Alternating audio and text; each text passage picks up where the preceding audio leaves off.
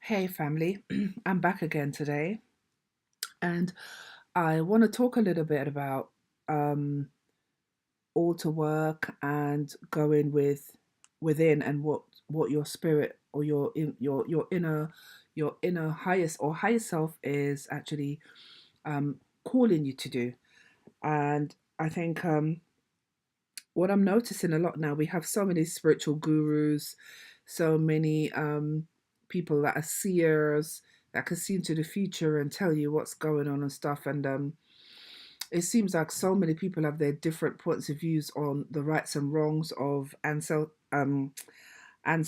honoring and setting up altars and so on and so forth. And I just feel like I've come to a stage where I realize that watching all these different videos and listening to all these different people on how they do their meditation, how they do their prayers, and so on and so forth, has become so confusing because one person will say, "Oh, you have to do this, you have to do that, you've got to do it this way," and another person will be talking about the same thing but doing things in a completely different way. For example, burning ancestor money, which I do.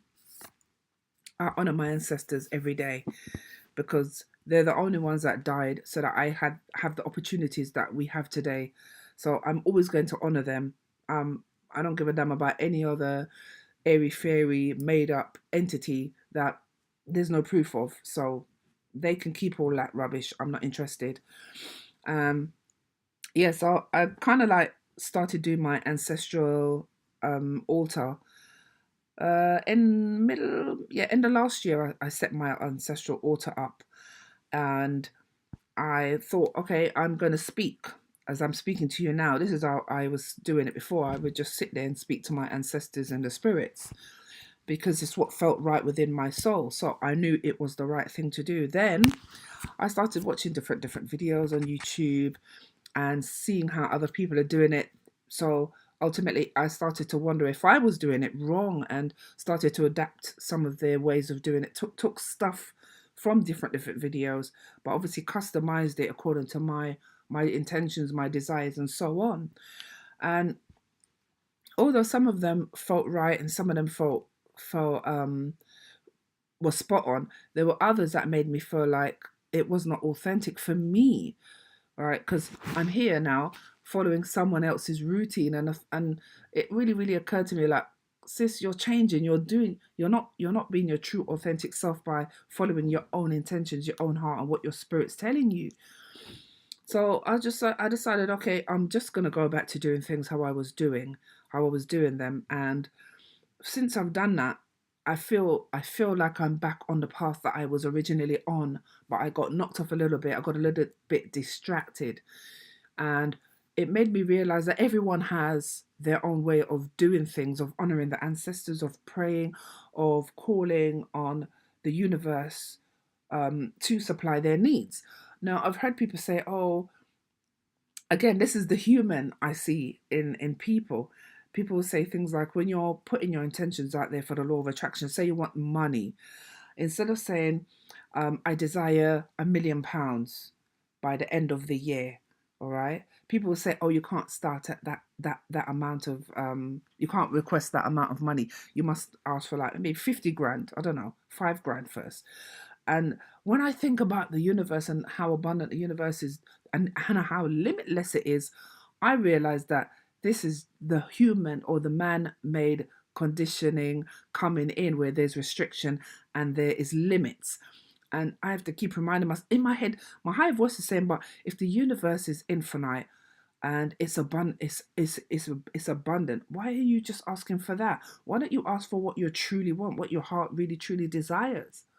Right? So I decided, okay, I'm gonna scrap all of that. It's great to read and to learn from other people, but in order to have that balance, you have to realize that, okay, that might work for you. It's not going to necessarily work in the same way for me. This is my way of doing that particular mantra, or this is my way of meditating. This is what sits well with me. If I don't feel like meditating every day, I'm not going to meditate every day because I don't want to be fake to this thing. It has to be authentic, and I want to remain authentic, right, to the craft.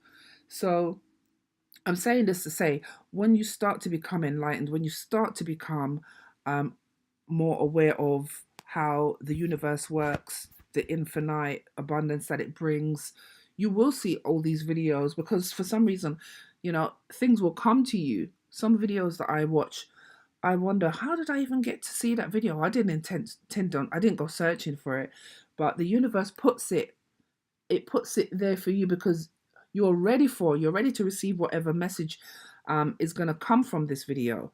And that's what happened with me. There was things that I just tumbled into. Basically, I feel like I didn't stumble, I tumbled into them, but in a nice way, right?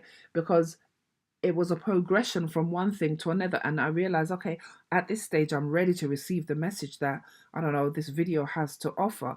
So it comes at a time when you're ready. There are no accidents and there are no coincidence. Everything happens as it's supposed to, in divine time, right?